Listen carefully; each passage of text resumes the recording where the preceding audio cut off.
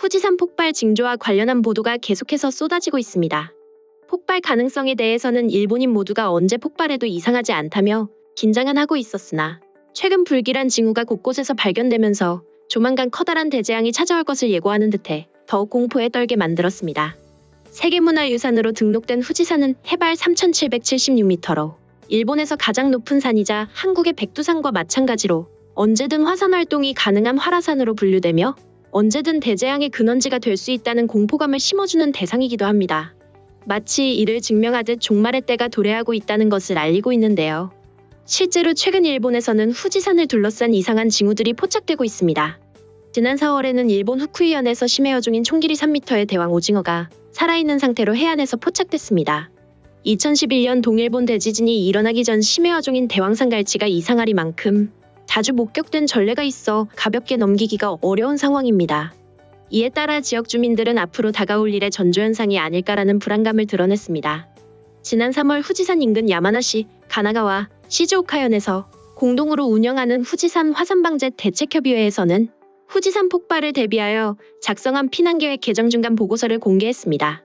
그동안 이 기관에서는 후지산이 폭발할 경우 발생할 피해와 범위를 산정했는데 이번 3월 보고서에 따르면 용암이 솟아오르는 폭발 예측 구역이 기존보다 2배 가까이 늘어난 것으로 드러났습니다. 후지 도시치고 후지산 과학연구소장은 후지산은 당장 내일이나 모레라도 분화할 수 있다며 충격적인 분석을 내놓았습니다.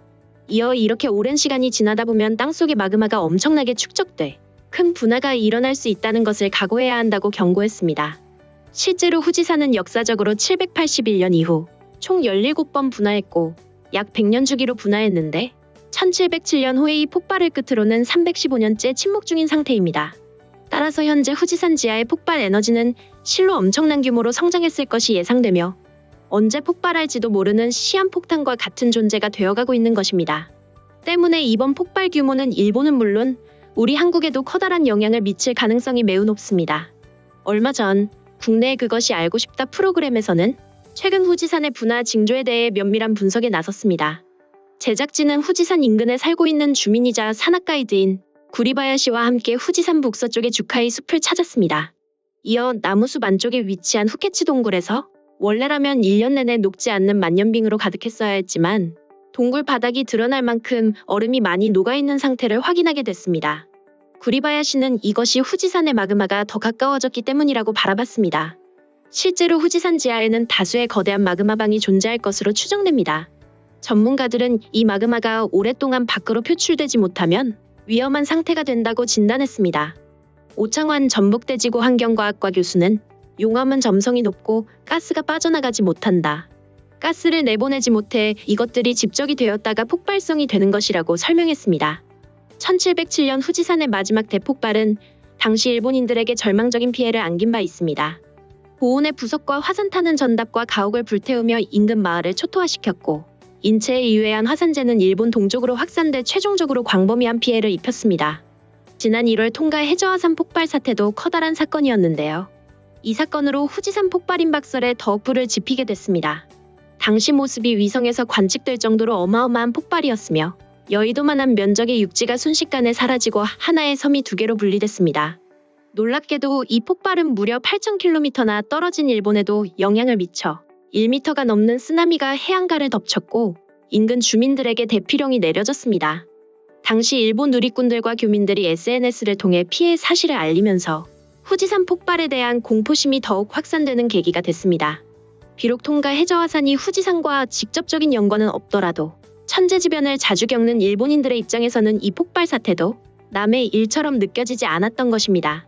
불의 고리로 불리우던 환태평양 조산대에는 전 세계 화산의 80에서 90%가 집중돼 있습니다. 후지산이 있는 일본은 불의 고리에서 경계 부근에 해당해 바다 아래의 움직임에 민감할 수밖에 없습니다. 손영관 경상대 지질학과 교수는 일본 열도는 지진 활동이 활발히 일어나는 판경계부에 있어서 불안정한 땅이다라고 분석했습니다. 결국 후지산 폭발을 둘러싼 풍문과 우려의 실체도 바닷속에 있는 것입니다. 물론 사람들이 이야기했던 전조 증상 중 아직 과학적으로 증명된 것은 없습니다. 그만큼 화산 폭발이 예측하기 힘들다는 것을 보여주는 것이기도 합니다. 2014년 9월 온타케 화산 분화로 58명이 사망하고 5명이 실종된 사건이 있었습니다.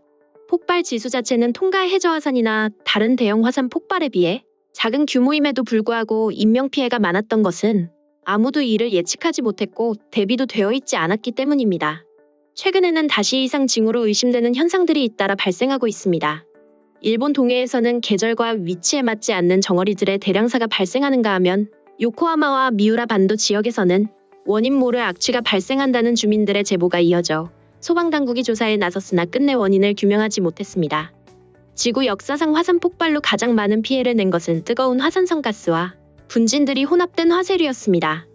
후지산이 폭발하면 시속 수백 킬로의 속도로 섭씨 500에서 700도의 화쇄류 모래바람이 불어서 순식간에 주변의 모든 것을 태워버릴 수 있습니다. 이승수 충북대 토목공학부 교수는 만일 살아있는 인간이 화쇄류가 다가오는 것을 목격한다면 그것이 인생에서 마지막으로 보는 마지막 풍경이 될 것이라며 그 위험성을 설명했습니다. 도시에서는 화산재가 몇 센티만 쌓여도 철도와 도로 등 교통이 마비됩니다. 황을 포함한 화산가스는 비가 되어 내리면 전도성이 큰 황산이 돼 도시의 송전 시설을 파괴할 것입니다. 일본 정부가 화산 폭발로 예상한 피해액은 2조 5천억 엔이지만 일본 전문가들은 국민들의 경제활동 마비, 외지로의 피난 등 고려되지 않은 액수까지 포함하면 200조엔 이상이 될 수 있다고 분석했습니다. 이는 일본 정부의 한 해의 예산의 2배에 해당하는 금액입니다. 자연재해인 만큼 정확한 규모나 피해 또한 완벽하게 추측할 수는 없으나 최대한 이를 대비할 방향을 잡아줄 정보는 많을수록 좋습니다. 현재 일본을 포함해 우리나라도 곳곳에 수많은 건물이 들어서고 수많은 인프라들이 구성돼 있어 후지산 폭발만 경계할 순 없습니다. 폭발에 따른 주요 건물의 붕괴로 사회마비는 물론이고 원자력 발전소가 지진 여파로 파괴돼 방사능 위협까지 도래할 수 있습니다. 때문에 우리나라도 정부는 물론 개인 또한 재해 대비 수칙을 마련해 두는 것이 시급해진 상황이 된 것입니다. 한편 일본 네티즌들은 이 소식과 관련해 다양한 반응을 보였습니다. 집을 지을 때 자전거 둘 곳을 만들지 않는 사람이 대부분이지만 자전거는 친환경이고 운동을 넘어 재해 시도로가 정체돼도 달릴 수 있다. 지진으로 노면이 거칠어진 상태라면 달릴 수 없을지도 모르지만 그 이외라면 도망치기에 좋다고 생각한다. 집을 지을 때는 자전거도 생각하자. 몇 시간에서 며칠 전까지는 어떠한 징후가 우선 틀림없이 포착될 거라고 생각한다. 그러나 문제는 화산은 징후가 있어도 폭발하지 않을 때도 있고 폭발해도 주택지에 영향을 미칠 정도의 규모는 거의 되지 않는다. 호우와 홍수경보가 내려져도 대부분의 사람들은 대피하지 않는 것처럼 현실적으로는 산에서 연기가 나오는 정도가 아니라면 피난은 진행되지 않을 것이다. 일본 정부가 하는 일은 만전은커녕 노마크, 노가드잖아. 정부의 대책이라고 해봤자 수도 기능과 인구의 전국 분산 정도겠지만 현재는 역행하고 있어. 내일인지 10년 후인지 100년 후인지는 몰라도 그때는 단숨에 세계 최빈국이 될 거다. 수도 직하 지진이라던가 이런 게 아니라면 수도의 기능 분산 따위는 진행되지 않을 거라고 생각한다. 지금의 정치인이나 관료들은 그저 자신의 임기 중에 일어나지 않기를 바랄 뿐이다. 수도 기능이 상실되면 전국에 피해가 간다. 한가롭게 있을 때가 아니다. 통가 등의 사례를 통해 배워야 한다. 그들이 대비에 만전을 기할 리가 없다. 그렇게 했다면 지금쯤 수도를 옮기려고 안간힘을 쓰고 있었겠지? 정부에게 인플루엔자보다 사망률이 낮은 오미크론으로 난리를 쳐댔지.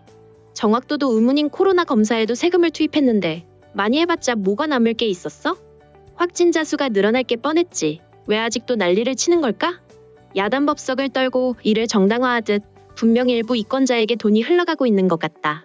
언제 올지 모른다. 남해, 동해 지진도, 오미크론 올림. 어느 쪽이 대참사가 될지 누구나 알 수 있겠지. 추신, 오미크론에게 더 이상 돈은 필요 없어. 나라의 의지에도 소용없다. 자기 스스로 행동하지 않으면 늘 정부는 방제 대책이란 것은 아무것도 하지 않았지. 심지어 저번 눈조차도 교통망이 마비될 정도였으니까. 후지산 분화로 모두 도쿄의 화산재만 집중하는 것 같은데 동해 길이 틀어져 교류가 끊기는 문제도 있다. 반년 이상은 불통이 될 것이다. 세계 경제도 대혼란에 빠지게 된다. 덧붙여서 이웃집 바보 같은 나라는 교류를 못해 경제적으로 멸망하겠지. 그런 것도 생각하지 않고 그저 분화하는 게 끝이라고 생각하는 어리석은 자들. 사사건건 후지산 분화 보도만 내보내는구나. 후지산 등 수도권 이외에는 그다지 위험하지 않아. 대비하지 못했다니 준비한 대비책 자체가 없었잖아. 제대로 생각이란 걸 한다면 그 순간에는 수도권 같은 건 있을 수 없어. 한국이 가장 기대하는 빅 이벤트잖아. 지금까지 관련 소식을 접한 일본 네티즌들의 반응이었습니다. 오늘 내용이 도움이 되셨다면 구독과 좋아요, 알림 설정 부탁드리겠습니다. 세상의 소식을 전하는 월드리뷰는 계속해서 달려나가겠습니다. 시청해주셔서 감사합니다.